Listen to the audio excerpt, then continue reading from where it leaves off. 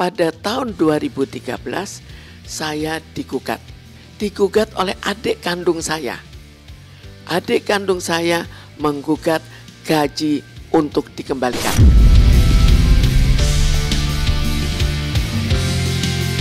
Ada gaji yang harus dikembalikan 40 miliar.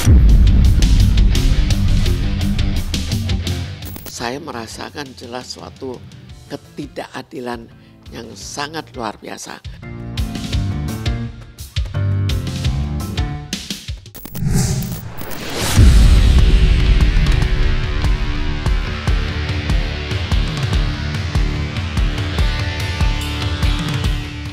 Masih ingat kasus yang dialami Mintarsih, salah satu pemilik saham di perusahaan transportasi terkemuka di Indonesia, kini harus menerima kenyataan pahit. Bagaimana tidak, Mintarsih tidak hanya didepak dari jabatannya sebagai direktur, tetapi juga diminta mengembalikan gaji selama dirinya bekerja di perusahaan tersebut. Tidak main-main, angkanya mencapai miliaran rupiah yang merupakan kalkulasi dari 30 tahun bekerja. Gugatan itu dilayangkan oleh adik kandung Mintarsih sendiri di Pengadilan Negeri Jakarta Selatan pada tahun 2013. Lantas, seperti apa curhat dari Bibi Indra Priawan, suami dari Nikita Willy tersebut? Dan benarkah suami dan anaknya juga harus menanggung polemik tersebut?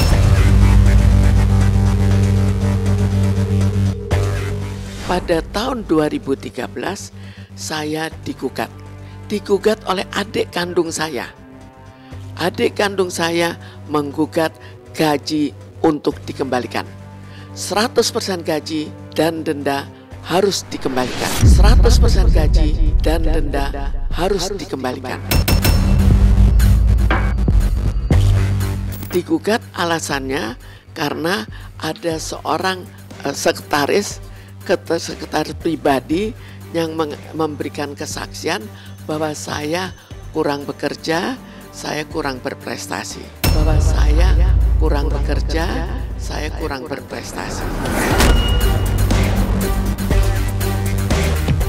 Tapi ada 4 saksi, yang 3 saksi lainnya juga saksi dari adik saya tidak mau memberikan pernyataan itu. Sekarang apakah sah? Hanya 1 saksi, apalagi ini saksi dari anak buahnya. Lalu kita lihat lagi, dari saya ada 5 saksi. Saya berikan juga saksi. Semua bekas mantan anak buah di Bluebird. Sebetulnya tidak ada tiba-tiba tahun 2013 saya digugat. Jadi ini isi gugatannya bahwa saya harus mengembalikan semua gaji yang pernah dibayarkan ke saya. Itu pun belasan tahun kan tidak dibayar. Itu tidak dipersoalkan. Yang dipersoalkan adalah yang sudah dibayarkan ke saya harus dikembalikan. Kembalikan ke perusahaan. Ada gaji yang harus dikembalikan 40 miliar. Ada saya dituduh mencemarkan nama baik perusahaan 100 miliar. Apakah ada denda imaterial sampai 100 miliar? Kenapa diberlakukan pada saya? Apa buktinya? Bagaimana kalau buktinya tidak ada? Bagaimana kalau itu hanya cerita saja? Oh, ini melakukan pencemaran nama baik. Kan aneh, padahal kenapa? Apa yang terjadi? Perusahaannya sendiri tidak terdaftar di Kemenkumham. Itu kenapa? Itu ada alasannya lagi untuk mengambil alih merek dagang dan lain-lain. Jadi suami saya harus ikut mengembalikan sebagai komisaris. Tapi yang aneh, kenapa yang lain tidak mengembalikan? Anak-anak dibebankan sebagai pewaris. Kok ada pewaris? Kan kalau karena pewaris biasanya hanya jika ada hutang piutang. Tapi untuk bahan prestasi itu kan tidak ada bahwa itu diwariskan. Dan bayangkan betapa sedihnya, kecewanya saya. Tidak ada, semua perasaan bercampur aduk. Karena saya bayangkan anak saya seumur hidup kalau hanya akan bekerja untuk membayar hutang. Dan mungkin akan dibebankan lagi ke cucu-cucu saya.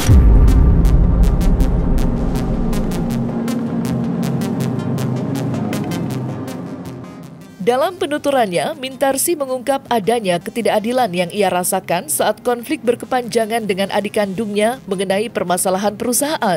Meski sudah melakukan upaya hukum, namun tetap selalu kalah dengan putusan pengadilan hingga tingkat Mahkamah Agung. Lantas, seperti apa praktisi hukum melihat polemik yang dialami Mintarsi? Adakah kejanggalan dalam putusan 2016 silam yang baru dieksekusi pada waktu dekat ini?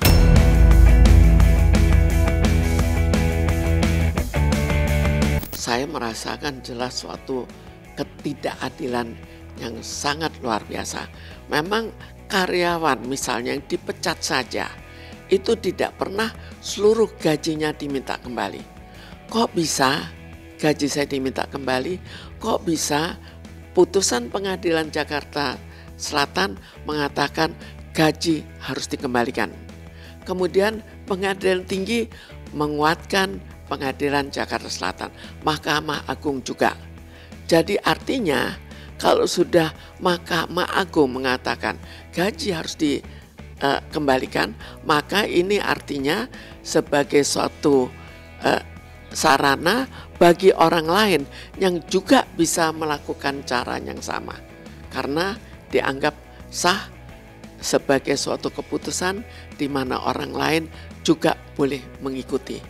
Ini memang sangat aneh. Kalau misalnya saya tidak berprestasi, beberapa tahun pertama dikeluarkan saja. Kan ada peraturannya, bisa dikeluarkan lewat rapat umum pemegang saham. Kenapa tidak dikeluarkan tapi terus suruh bekerja? Begitu program desain-desain selesai, saya baru dipecat. Lalu kembalikan seluruh gaji. Itu kan ya sangat-sangat aneh, sangat tidak adil, sangat tidak bijaksana menurut saya. Jadi putusan ini saya anggap tidak bijaksana, tidak adil, dan menjadi presiden yang buruk untuk yang lain, dan sudah terbukti adanya yang menggunakan cara yang sama. Jadi saya naik banding. Jadi pada saat awal saya pakai pengacara, waktu itu saya kan belum sering terjun, saya tidak ikut terjun karena saya serahkan ke pengacara. Pengacara mengatakan jangan takut, lihatlah ini kan aneh, gugatannya aneh, gak mungkin saya dikalahkan. Kemudian naik banding pengadilan tinggi, kembali lagi saya ganti yang lain, pengacara lain, pengacara kembali lagi mengatakan ini aneh, pengadilan negeri kok bisa mengalahkan saya. Dikalahkan lagi.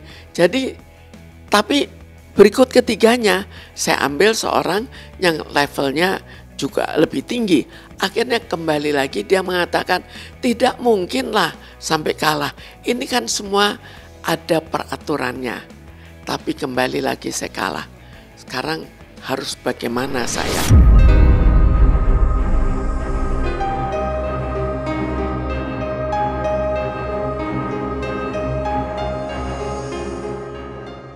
Adanya gugatan pengembalian gaji selama bekerja dengan alasan wan prestasi bagi Mintarsi dinilai keterlaluan. Mengingat dalam penuturannya banyak sumbangsi yang ia berikan untuk perusahaan. Yang lebih menyedihkan, 1 dari 4 saksi perusahaan yang dihadirkan di persidangan diterima kesaksiannya oleh majelis hakim. Dan berikut pengakuan Mintarsi yang merasa diperlakukan tidak adil.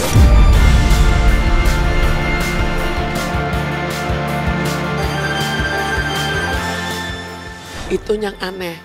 Kenapa kok sudah bekerja puluhan tahun baru tahu pada tahun-tahun terakhir bahwa saya kurang bekerja? Itu kan aneh sekali. Tapi saya ada 5 saksi. 5 saksi itu semua mengatakan bahwa saya rajin bekerja dan bahkan yang lain hampir tidak kelihatan. Tapi mengatakan justru saya bekerja dan mengatakan bahwa seluruh desain komputer yang dibuat di perusahaan yang saya bekerja itu semuanya buatan saya. Dan bukan hanya itu, saya juga diakui dari perusahaan IBM sampai berapa kali diminta untuk menjadi pembicara. Jadi level saya untuk bekerja sebagai menyelesaikan desain program itu bukan level rendah karena karyawannya mengakui dites oleh saya. Kemudian untuk saya administrasi personalia dan komputer. Jadi semua komputer itu saya yang desain. Karena itu saya katakan sampai IBM pun mengakui dan seringkali beberapa kali meminta saya untuk menjadi pembicara. Pada zaman tahun 1981, komputer itu tidak seperti sekarang. Bahkan di antara karyawan, sebagian mengatakan kalau sampai pakai komputer berarti kita dikeluarkan. Padahal tidak dikeluarkan. Komputer itu membuat efisiensi dan akhirnya perusahaan berkembang. Karena itu tidak ada satupun yang dikeluarkan karena adanya komputer. Dan waktu itu kita bayangkan bahwa programmer pun sulit, sangat sulit. Jadi saya mengembangkan itu juga dibantu oleh IBM, itu perusahaan komputer yang sangat besar pada saat itu. Kalau saya menilai sebetulnya ini penilaian dari awal. Jadi dari kecil kan ya adik saya kan pernah ditahan di Polres maupun Polsek dulu sebelumnya waktu masih remaja. Kita bisa bayangkan kalau sudah ditahan seperti itu, kalau kepribadiannya tidak diperbaiki, maka otomatis menjadi orang yang diduga akan ya cukup banyak melakukan kriminalitas. Dan rupanya ini yang saya rasakan sebagai hal yang terjadi di kemudian hari. Dan bukan hanya itu, sebelumnya juga banyak peristiwa. Ini kan saya kemukakan hanya dari satu peristiwa. Bersamaan dengan itu ada juga bahwa saya dianggap telah melakukan perbuatan kurang baik karena perusahaannya akhirnya tercemar namanya. Apakah tercemar? Bagaimana membuktikan tercemarnya? Kok nggak ada bukti? Kan ini juga sebetulnya lucu. Tapi nanti akan saya utarakan pada lain waktu bagaimana mereka merekayasa tanpa suatu bukti dan bahkan tidak mendapatkan akun di bank, tidak ada rekening bank. Kenapa? Karena menurut Kemkumham perusahaan ini tidak terdaftar di Kemkumham. Bisa dibayangkan perusahaan yang hebat tidak terdaftar. Tapi inilah yang terjadi. Bagaimana dengan izinnya? Tiap 5 tahun harus memperpanjang izin. Tapi izin ini tetap keluar. Keluarnya bagaimana? Bukan atas nama PT, tapi atas nama koperasi perorangan. Jadi aneh, tapi inilah yang terjadi. Inilah faktanya.